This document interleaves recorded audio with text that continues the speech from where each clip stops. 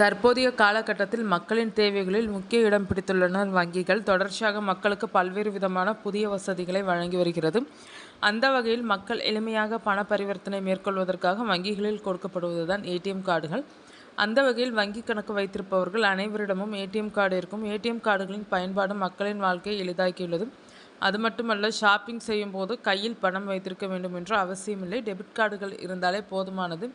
அந்த வகையில் ஏடிஎம்களின் மூலம் 24 மணி நேரமும் பணம் பெற முடியும். இந்நிலையில் ஒருவர் ஏடிஎம் கார்டு மூலமாக விரும்பினால் காப்பீட்டுத் தொகை பெறலாம் என்பது உங்களுக்கு தெரியுமா? டெபிட் கார்டு வைத்திருப்பவர்களுக்கு அவரவர் வங்கி கிளையை பொறுத்து காப்பீட்டுத் தொகை மாறுபடும். இதற்கு ஒரு வங்கியின் ஏடிஎம் கார்டை குறைந்தபட்சமாக 60 நாட்களுக்கு பயன்படுத்தி இருக்க வேண்டியது கட்டாயம்.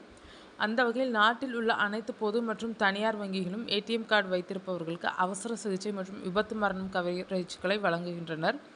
இந்த காப்பீட்டுத் தொகையானது வாடிக்கையாளரின் வங்கி பரிவர்த்தனைகளை பொறுத்து ரூபாய் 50,000 முதல் ரூபாய் 10 லட்சம் வழங்கப்படும். ஆனால் இந்த தகவலை வங்கிகள் தங்களின் வாடிக்கையாளருக்கு வழங்குவதில்லை. ஏடிஎம் கார்டு இருந்தும் பல நுகர்வோர் காப்பீட்டு கோரிக்கையை செய்ய விரும்புவதில்லை. இன்னும் சிலருக்கு இப்படி ஒன்று உள்ளதே என்று தெரிவதில்லை. அந்த வகையில் வாடிக்கையாளர்கள் தங்களிடம் உள்ள கிளாசிக் ஏடிஎம் கார்டில் ரூபாய் 1 லட்சம், பிளாட்டினமில் 2 லட்சம் ரூபாய், சாதாரண மாஸ்டர் கார்டு என்றால் ரூபாய் 50,000 வரை காப்பீட்டுத் தொகையை பெறலாம். பிளாட்டினம் மாஸ்டர் கார்டு வைத்திருப்பவர் என்றால் ரூபாய் 5 லட்சம் மற்றும் விசா கார்டில் 1.5 முதல் 2 லட்சம் ரூபாய் வரையும் காப்பீட்டுத் தொகை பெற முடியும்.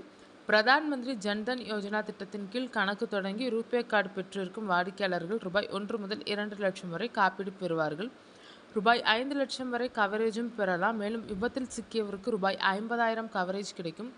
விபத்தில் 2 கைகள் அல்லது 2 கால்கள் இழந்தவர் என்றால் ரூபாய் 1 லட்சம் காப்பீடு சலுகையாக கிடைக்கும். மரணம் ஏற்பட்டால் ஏடிஎம் கார்டை பொறுத்து ரூபாய் 1 லட்சம் முதல் 5 லட்சம் வரை கவரேஜ் கிடைக்கும். கார்டுதாரரின் நாமினி சம்பந்தப்பட்ட வங்கிக்கு சென்று காப்பீட்டை பெறுவதற்கு விண்ணப்பிக்கலாம். அதாவது ஏடிஎம் கார்டு வைத்திருப்பவர் விபத்தில் சிக்கினால் காப்பீட்டு கோரிக்கையை உடனடியாக மேற்கொள்ளும் வகையில் காவல்துறைக்கு முதலில் தகவல் தெரிவிப்பதுடன் விபத்தில் பாதிக்கப்பட்டவர் தொடர்பான அனைத்து ஆவணங்களையும் சேகரிக்க வேண்டும். அதே சமயம் சாலை விபத்தில் காயமடைந்து மருத்துவமனையில் அனுமதிக்கப்பட்டால் மருத்துவ பதிவேடுகள் சேகரிக்கப்பட வேண்டும்.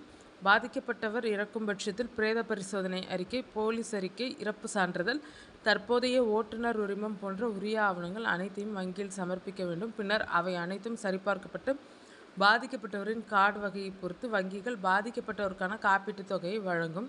கிரெடிட் அல்லது டெபிட் கார்டுகளை ஒரு நபர் பயன்படுத்தும் கார்டின் வகையை பொறுத்து ரூபாய் 30,000 முதல் 10 லட்சம் வரையிலான விபத்து மரண காப்பீட்டை பெறலாம் என்பது குறிப்பிடத்தக்கது.